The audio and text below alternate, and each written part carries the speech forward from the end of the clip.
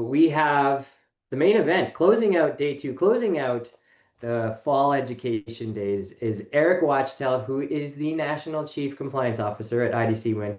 I've never seen so much demand for a compliance speaker as I do for Eric. So great to have Eric here. His session is strengthening compliance through advisor practice reviews, and you can expect to learn how these APRs can be a proactive tool for your growth, trust, and professionalism. So Eric, great to see you. Thanks very much, Jonathan. Thank you. And welcome everyone to this, our last session of our fall education days. Great to be here. This is my opportunity to equip you with the essential compliance knowledge you need to operate your practice safely. And at the same time, in doing so, strengthen your clients' trust in you through the integrity of your compliance practices. So before we begin, I want to start out with a little business story. And for this one, we're going to go way back to the turn of the last century. So this is a story about Andrew Carnegie and Frederick Taylor. Many of you will have heard of Andrew Carnegie. He built his, coming from very humble beginnings, he built a fortune in steel in the US and eventually sold it to JP Morgan in 1901. So very famous character who immigrated with his family from Scotland from very humble beginnings. And then we have the younger Frederick Taylor, who was a rising business consultant and author. And really his books were focused on business management efficiency.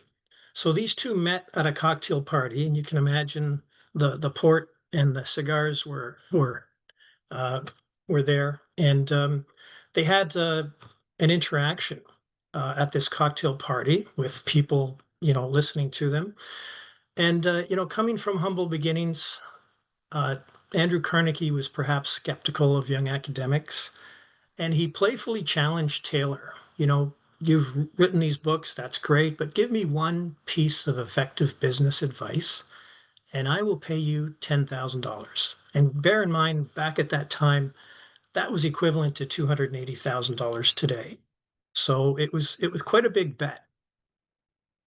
And Frederick Taylor came back with the following advice: make a list of the top 10 most important things you can do and take action today, starting with number one.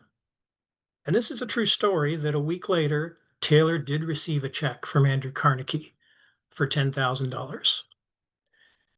So, and I can tell you in my career over and over, if I'm stuck in a rut or I find I'm taking too much time on a certain project, or in your case, if you're an advisor and you're stuck on a certain case, you're marlin fishing, this case is kind of slowing you down. I find it's been so helpful just to go back to making lists. And this is where you get to each day set up your template, your list of things to do, which is kind of like an energy template or an energy pattern that you set up for the day that's going to pick data points out of the quantum field. It's going to tell your brain, what to watch out for, what to notice, and what to create more of in your life. And it just aligns you. So you can probably relate to this. Lists sharpen and organize your mind. It soothes your soul because, a typical day, there's lots to do, but adding to that stress is you're not even quite sure what you have to do and in what order. So it really does have a soothing effect. So for example, how many calls do you need to make today? Are they hard calls? Are they easy calls? Doesn't matter. That list is going to push you through.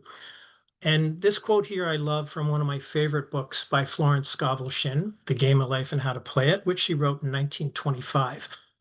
And she wrote, there's genius and magic and courage. If one is willing to face the lion in one's path, one often does not have to. And that's, again, you're making that list and moving bravely forward. And a lot of the challenges you perceive that are going to be there just kind of dissipate away right before you. Advancing your pipeline. So what are your referral goals this week? Oh yeah, referrals. The most important thing to make sure your well doesn't run dry. And yet quite often we forget about that. And just even in your personal and health realm, how are you what are your energy goals? What are your fitness and nutritional metrics that you're striving to hit this week to build and grow your energy?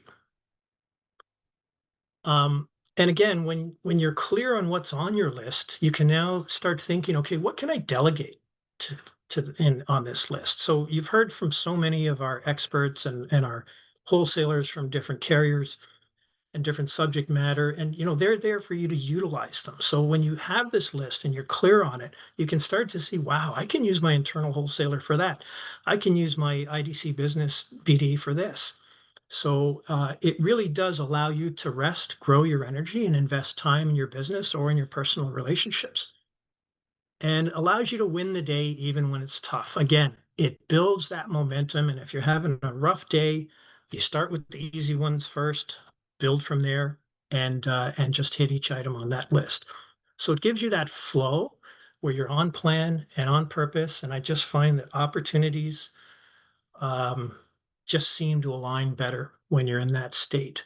So I just found this was interesting when I heard this story, because Andrew Carnegie knew that one disciplined manager or entrepreneur with a daily list is more valuable probably than 10 without.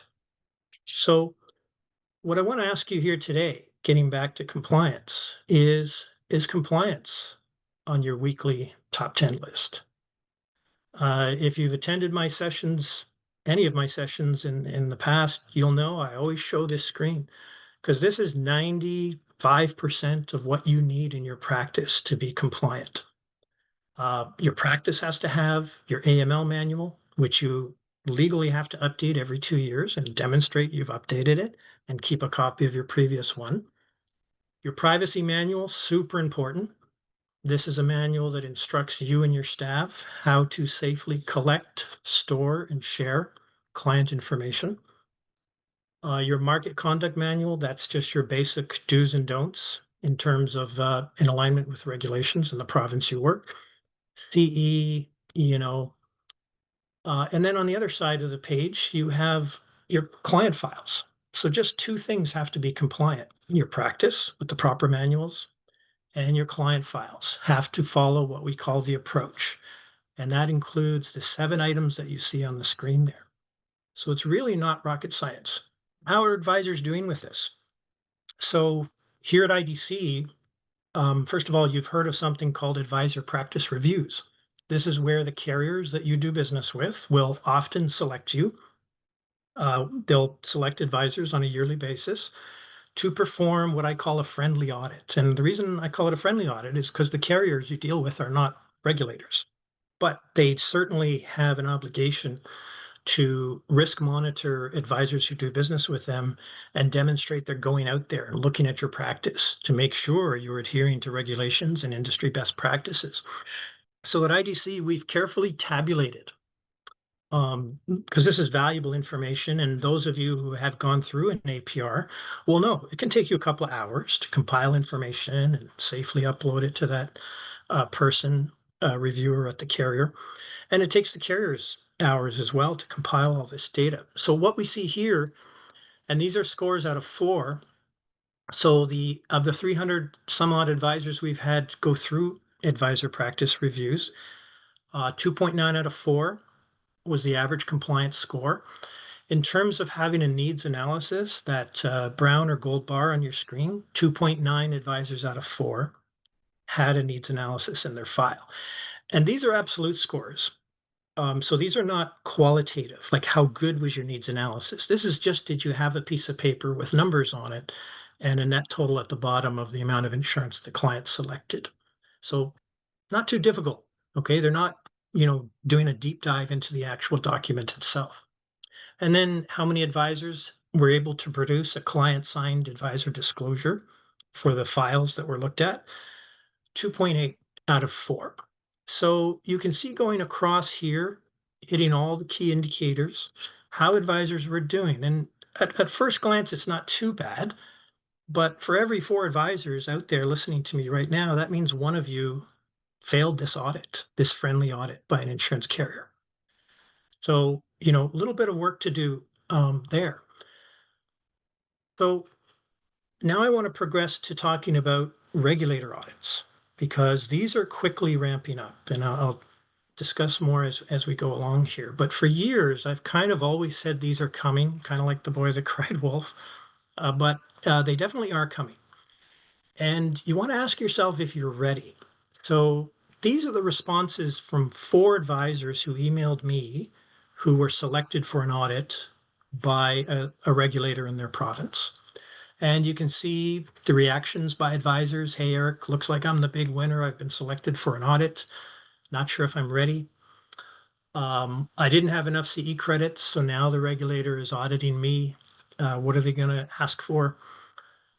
They asked for a list of files, 10 client files. You know what? Half of them have the documents that's required and half of them don't. I was just in a really busy period, didn't have them.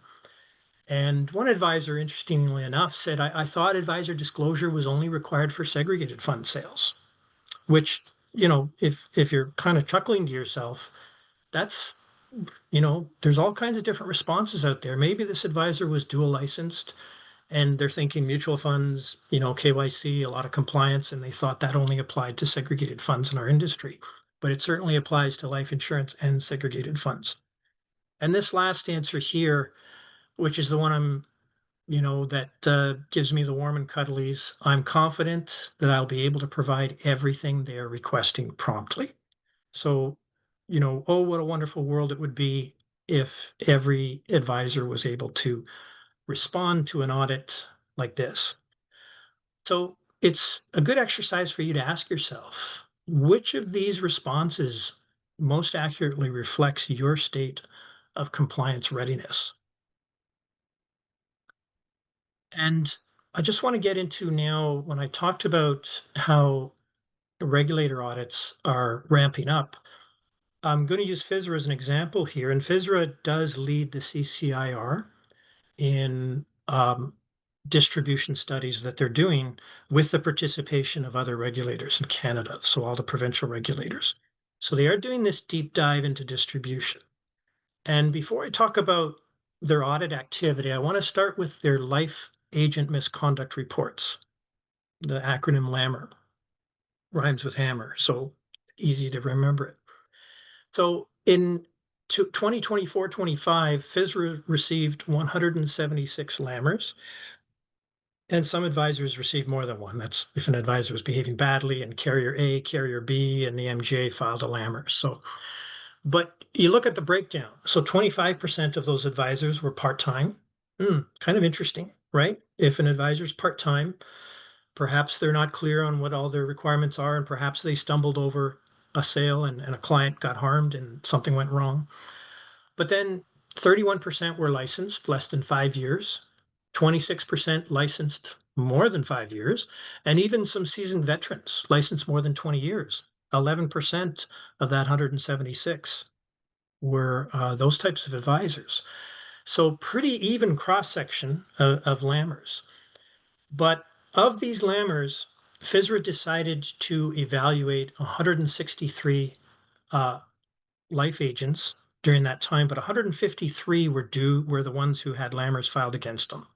So pretty easy for you to see that, wow, that's not something you want to have happen in your practice, where something happened that was so egregious that one of the carriers you dealt with felt it necessary to file a life agent misconduct report with FISRA, which they're required to do if they see something wrong. Okay. So now I just want to break down of those audits. So we know how those audits started or why they started because the advisor had some LAMR activity. But of those 163 life agents and the examinations and audits that occurred after that, 45% of the advisors did not apply needs analysis. So you can see that's actually below what our MGA experience had been, right? We had a higher percentage than that. 46% failed to have complete product illustrations on file. And I just want to make a note of that many advisors aren't really thinking in terms of client meeting notes and things like that. I need to keep the illustrations that I've shown the client, at least the final ones, the recommendations. Okay. And it's interesting to me that the regulator is looking at that, going, where's the illustrations? 32% did not have evidence of client signed advisor disclosure in their client files. 16% didn't have reason why letters. 32% failed to have meeting notes. So again, it's interesting that probably what I'm hearing, and this is a little bit anecdotally, but when I'm talking to advisors who've been audited, it's the advisor disclosure they're really focusing on and the meeting notes. So that's kind of interesting. And lastly, we have 66% where the regulator deems that the advisor is likely not adhering to certain aspects of privacy law and FinTrack obligations, okay, anti-money laundering. Why do they say likely not? Well, um, privacy law is legislation in Canada, and the Proceeds of Crime, Money Laundering, and Terrorist Financing Act is legislation in Canada. So they're not regulatory requirements. So the regulator, strictly speaking, can't really assess fully those, but they do look at yours to see if it's there, first of all, and if it appears that you've taken steps to really dive into it and customize it to your own practice. So that's why, though, strictly speaking, FinTrack is the one that audits fully your AML practice, and the Privacy Commission, Office of the Privacy Commission of Canada, audits your privacy practices. And then they saw some evidence of fronting and even borrowing from clients, which, big no-no.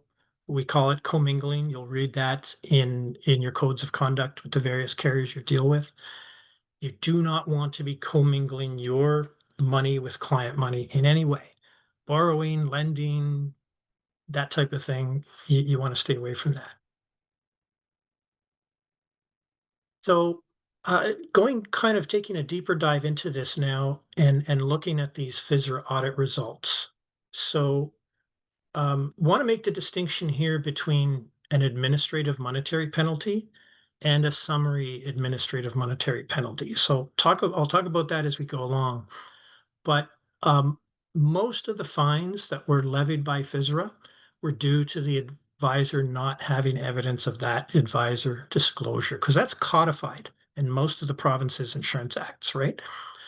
Or having a deficiency in their advisor disclosure, such as failing to name the MGA you work with, failing to disclose an outside business activity that you have, right? That has to go under the conflicts of interest section. Not that it's necessarily a conflict, right? You could be a part-time accountant and you do 25 tax returns per year. You still have to put that under your conflict of interest section as an outside business activity, just so the client's aware that you have other duties besides just being an insurance advisor. Um, so if FISRA selects 10 client files and you lacked evidence of client signed disclosure in 5 of them, that can be a $1,000 per infraction penalty. So 5 times 1,000 is obviously $5,000, and your name published on the website as being disciplined in this way. Or if you had advisor disclosure in all 10 files, but your disclosure failed to name 1 or 2 of the carriers you deal with, that can also be a fine as well, because that's just a deficiency. So you can see how granular they're getting with this, and you can see how you really want to be ready and review your advisor disclosure and make sure it's current. Okay, because sometimes you made it 2 years ago and you used the same one, and oops, you've struck up a new carrier contract with Beneva, our last speaker, and you have to add that to your advisor disclosure. They will look at that as an infraction. And it's amazing, right? They're aware of the carriers you're dealing with, and they'll be asking those questions. And you certainly don't want to lie about the carriers you're dealing with. So it's just interesting how deep they're going into that area of looking at that level of detail.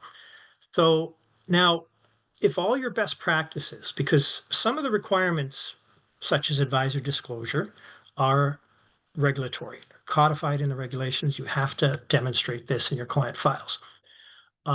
Others are best practices, like under the approach, like a reason why letter. You won't really, as insurance acts are rewritten, they'll probably add that in there. But right now, it's considered a best practice of the industry that you need to have a reason why letter with every case. And the regulator does give credence to that. So if all your other practices, when they audited you in this particular scenario, were in good order and you had this and that, they can reduce your fine to say $250 per infraction. So this is called a SAMP, a summary administrative penalty. It's kind of like a settlement agreement between you and the regulator, where look, this is what we have here. and we can, you know, move forward with the AMP, which is much higher. Or if you're just willing to accept this result now, we can dispense with all of that, because for them to pursue the AMP, it does have to go through the tribunal process. It takes a long time, takes resources, right? They can't just go around doing this quickly. So often that's the case. But I think it's interesting how deep they go into this topic. And on this point, this is one reason I've seen some advisor disclosure documents where there's just a bunch of carriers listed, and then there's boxes. So they kind of list all carriers, and then they tick the boxes that they're contracted with. I don't really like that so much because, you know, first of all, some advisors forget to tick the boxes, and now they have carriers on there that they're not contracted with. So again, that's an infraction. Or maybe you won't have the presence of mind to tick all the boxes that you actually have a contract with, and now you have an infraction. So I kind of like it when advisors just review it and set it in stone, and then review it every once in a while to make sure it's current. So in addition to audits that the regulator primarily launched due to Lammers in 2024-25, what they're proceeding with now is something called the Business Practice Compliance Questionnaire. So this is an electronic auditing type form that they can administer to advisors electronically. Um, and it has 50 questions. And, you know, I was able to look at this, and what I'm going to show you now is just some of the questions that really stood out to me on this form. So if you're selected for audit by FISRA, you can expect to receive this form. So question number 2, you know, are you a full-time, part-time agent? You want to be real clear about that, and make sure you're answering truthfully. Any other occupations or employments, right? Again, got to list that on your advisor disclosure. Do you conduct business under a trade name? Is that trade name, uh, you know, other than what's on your FISRA license, is it properly documented and registered? Can't just pull a name out of your hat and represent yourself that way. Do you use the title of financial advisor or financial planner? So, you know, we need to, this is kind of in the rearview mirror, and it came and went, but it's very important to keep in mind that as of March 28, 2022, those titles of planner and advisor are protected, and you have to have the credentials approved by FISRA to be using those titles. Okay, and there was a grandfathering period where if you were using them on or before Jan 1st, 2020, you were grandfathered until March 28, 2024. But in any case, these events have passed now. So you want to be sure you're holding out, and you don't have to hold out as a financial advisor, right? I've seen advisors' business cards that just says their name. And if they're incorporated and they have a corporate name, their corporation name. But you know, and it's fine if you want to use these titles, but you do have to get the credentials for them. FISRA has approved certain bodies to issue these, including CIRO and FP Canada and the Institutes for Advanced Financial Education. But again, this is something that if they're, you know, auditing you on the spot and they see your website and you're holding out materials, financial advisor, this can really be deemed as an infraction. So some further questions in the past year. Which insurance companies did you place business with? What are your assets under management? Provide a breakdown of your book of business and upload a list of your clients um, to FISRA. So, you know, this is an example of what they're asking you for. So it's no joke, you know, when you look at it this way, because what they'll do is they'll take this and then they'll randomly, or according to their own criteria, they'll select 10 files, could be more, could be less, but what I'm seeing is they select 10 client files to review. Okay. Um, some more questions on this business, on this BPC questionnaire. So, do you have a mortgage agent license? Do you refer mortgage products to mortgage brokers? Do you receive a fee for referring clients to a mortgage broker? Now, notice here, and Vic Ray, our banking VP and specialist, is an expert here. And he and I have carefully worked to design the mortgage referral process. But notice here that, when you refer a mortgage to Manual Bank, it's not a mortgage agent that you're referring it to. But it's just interesting that they're checking on this, probably to see if you're receiving referral fees and things like that. Um, are there policies and procedures you follow to protect personal information of clients and ensure compliance with privacy laws? So I point this out here because, again, you have to have a anti-money laundering compliance manual in your practice. It's about 20 pages long. It makes a thud when it hits the table. There's templates on our website to help you design yours, but that's table stakes. You have to have that to be compliant. Your regulator wants to know that you adhere to laws in Canada, and this is a very important law, and you have to customize it. Same goes for a privacy manual. You can't just say, well, I'm careful. You have to have a written privacy manual, 20, 30 pages long, that instructs you and your staff, if you have staff, not necessary, on how you safely collect and protect and share client data. And not only the steps you take and procedures, but what kind of tools are you using? What have you invested in for cybersecurity? Okay. So they're looking for that type of information. Not just do you have it, but are you taking it seriously and is it customized to your practice? And then question number 40, just to finish this off, have you been subject to an investigation by an insurer or an MGA? So some pretty deep questions they're asking here. And I had a great question from an advisor who's starting to feel the heat, like starting to feel that, wow, the waters are rising here, and kind of emailed me and said, what are an advisor's obligations? Like, I want to know clearly, just what are the obligations? And I thought, that's a great way to look at it. So I just drafted this. So you have obligations to your clients, obviously, as set out by provincial insurance acts.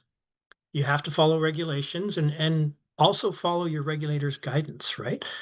And one of the primary guidances that are out there across Canada is fair treatment of consumers as a best practice, and are you adhering to the approach? So that's an obligation you have to clients. Obviously, you have this obligation to regulators who issue and renew your license to adhere to their regulations and best practices that they recognize as being important and logical. You've got an obligation to your carriers according to your broker agreement that you have with that carrier to adhere to their advisor code of conduct and accurately and be accurate and honest in completing applications. You have an obligation to privacy law. Obviously, I just talked about that. You have an obligation to FinTrack to adhere to the Proceeds of Crime, Money Laundering, and Terrorist Financing Act. And last but not least, and this doesn't commonly pop into a lot of advisors' minds, but you have an obligation to your E&O insurer. And I always talk about the three wise men of compliance. Like when you're thinking of doing something in your practice or adopting a new something that's kind of not down the middle of the fairway, ask yourself, what would the regulator think of this? What would my insurance carriers think of me doing this? Would they be okay and comfortable with this? And what would my E&O insurer do? And when we advise advisors to, if you're thinking of doing this, at least contact your E&O insurer. They get some good advice back. And one E&O consultant that we work with talked about a reasonable and diligent advisor should meet the standards of care towards his or her clients. Because we had this issue where if you're an advisor that takes extended holidays, and we're seeing this more and more, right? Especially in the older segment of advisors, maybe a snowbird spending winters down south somewhere. Do you have a licensed backup plan in your practice for those weeks that you're away? And when I asked this question to the E&O consultant, saying, do you think that she said, yeah. I mean, we would expect a reasonable and diligent advisor has a licensed backup plan that clients who are in need of something urgently can speak to that person. So I just wanted to make a point of that because again, we've had some situations where an advisor's out of the country and something's blowing up here, and the advisor was, Yeah, sure. The client can call the carrier 1-800 number, but sometimes there needs to be a person, a go-to person. And, you've heard from Michael Gow, and we have advisors who kind of have informal working relationships with another licensed advisor who can cover for them. But just an interesting point there. So, going back to this screen, this is how you adhere to these obligations that I just had on the last page. And it's funny, like if you have kids and you're used to maybe Sunday night saying, "Hey, have you done all your homework? Are you ready to be shot out of a cannon? Start school this week?" You should turn the tables and tell them, you know what, you got to hold mom or dad accountable too, and ask me if I've collected all my compliance documents for this week. Because you don't, you want to be asking yourself, I did a couple of sales this week. I haven't sent out any DocuSign packages though with my compliance documents. This is something you want. Trust me, guys, the time is now. Okay. You want to be doing a blind spot check on this every week and making sure every case you've closed that you've collected those documents. And the easiest way to do it, obviously, is DocuSign, sending it to the client all in one package, everything for the client to sign back. But holding yourself accountable, there's abundant resources out there. Empire Life just released this bulletin where they have now video courses that you can watch to build your own compliance program. We have resources on our website. As Jonathan said, our BDs are a resource too, and yours truly, and Lorraine Pereira. We're always happy to receive emails and questions at compliance@idcwin.ca. But just stay sharp, and we can help you because you want to be ready for carrier advisor practice reviews. And by the way, MGAs are doing this too, and we're expected to. And IDC is doing this. We were doing it on a voluntary basis. Now we'll be reaching out to advisors as well. We want to help you. So occasionally we'll be doing check your blind spot file reviews. So you submit a case. Don't be surprised if we reach out to you and say, "Hey, can you send the compliance package to us, just so I can review it, look it over, make sure that if that was the regulator tapping on your shoulder, I can say, you know what, you'd be good. The stuff you sent me is really good for this case." So we want to help you and make sure you have no blind spots. So just coming to the end now, very quickly, there's some other hot topics.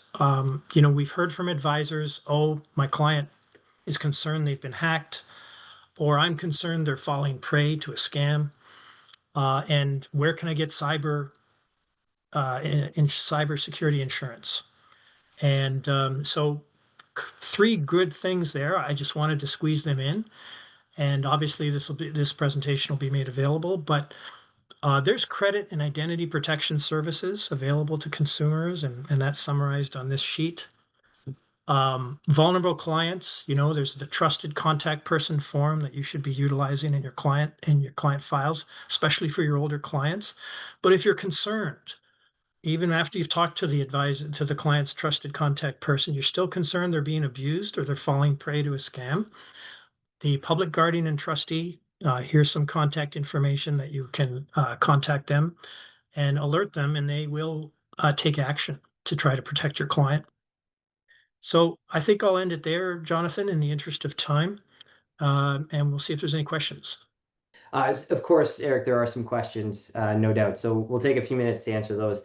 The first one comes from Solomon, and he's wondering, most of his Asian market clients ask for coverage, and they're not interested in doing a financial needs analysis. What's the best approach here? So that can happen.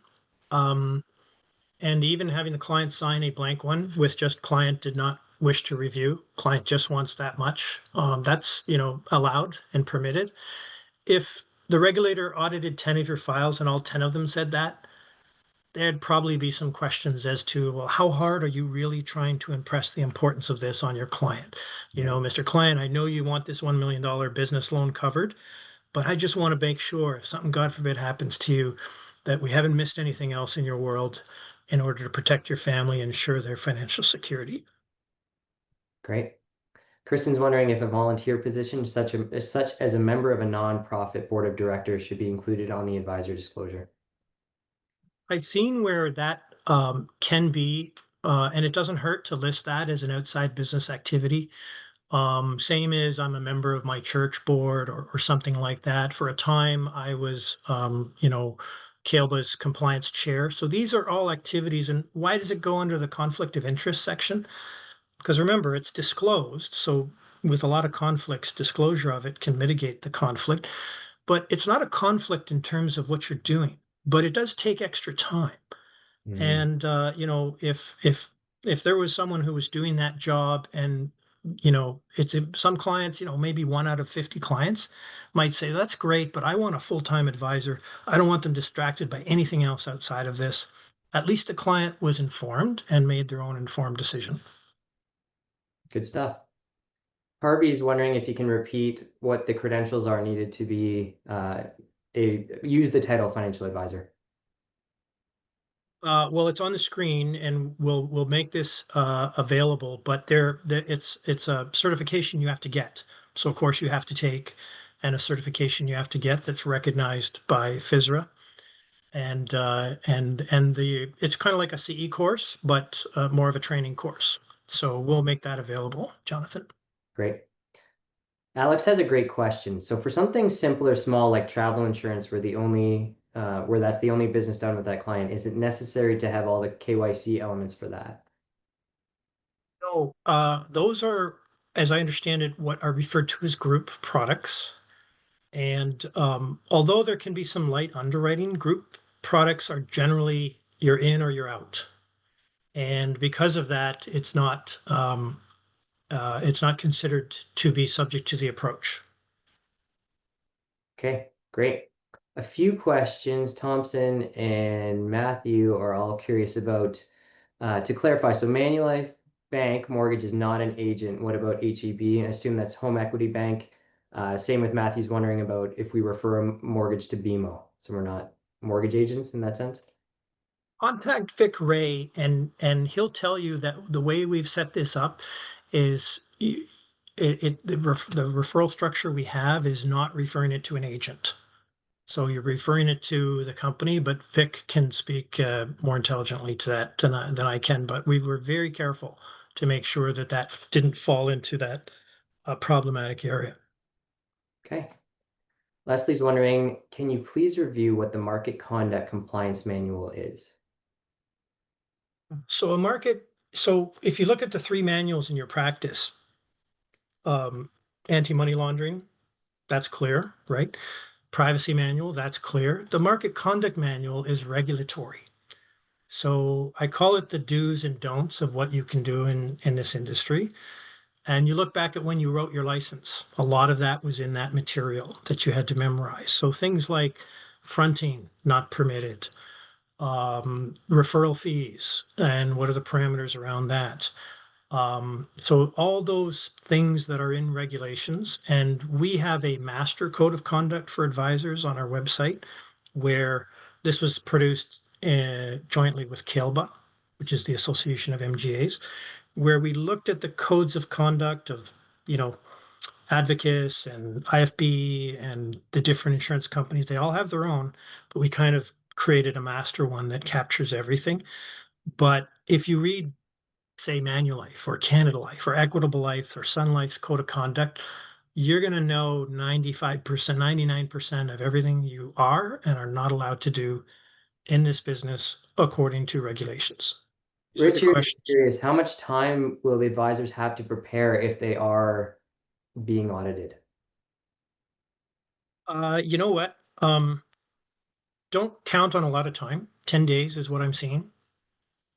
And really, I hope I've, did a good job of impressing that now is the time, guys.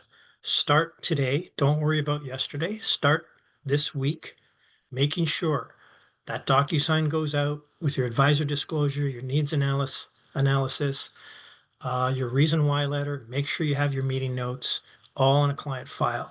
Make sure you have your compliance manuals in place. Okay. You just don't want to get that, regardless of how long it takes or how long the regulator gives you to prepare.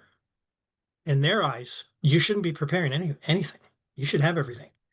And Right. if you have to prepare something, think of it like this. That means you have to go out retroactively and try and collect stuff. Right. And that's kind of lying, right? You're like, oh, I don't have it. Let me go. And then what are you going to do? Backdate things? You can't do Mm, that, right? right. Great. So just a word to the wise. Start today. Yeah. Great. And sorry, one quick clarifying point. Matthew was wondering if he's on a church board, does he have to declare that? You know what? Reach out to me personally through the compliance at idcwin.ca, just so Okay. I can ask about the position. And just to be clear, I'll present it to anonymously. This is what we do sometimes when we really want to make sure we're on point. Present it to one of the compliance officers at one of the carriers and get Okay. their take on what they would expect you to do. And again, going back to the three wise men of compliance, right? Your regulator, your carrier, and your E&O insurer. And keep in mind, sometimes two of them don't agree with each other, right? For example, in BC and Alberta, rebating is permitted at the regulatory level, Right. but at the carrier level, no carrier that I've heard of will publicly endorse you rebating back to a client. So there's an Okay. example of how sometimes you want to check with multiple sources before you do something. So I'll be happy to address that off screen. Okay. David's wondering where to get the up-to-date compliance manual. We can get that on the IDC website. So good there. Three more quick ones. If I used a tax program and completed a client's tax return free of charge, should I have disclosed that? Uh, take that one offline too. Sounds good. Maria is wondering, do we have an updated privacy policy statement? The one from IDC has 6 of the 7 fair information principles. Ask Maria to email me and I'll point her in the right direction. Last one. Josie's wondering, do we need to provide illustrations for CI or is that just expected for life products? Absolutely. Illustrations. And I think what she meant is needs analysis. And we Yes. have a needs analysis template with life insurance, CI, and disability insurance. Okay. So some people think if the regulator asks, I don't need it for CI. No, you do. You should have something that quantified why a person bought 100,000, 200,000, whatever. Awesome. Eric, you're a great example of the tremendous expertise that's available to advisors through IDC. So thank you so much. Thank you to all of our speakers and specifically to the folks behind the scenes, Laura, Maida, Lisa, Dawn. You didn't see them, but they were an instrumental part in making this happen. We did it, 16 sessions, 10 hours of exceptional content. Over the last few days, we've gone beyond the conversation into action, strategy, and innovation.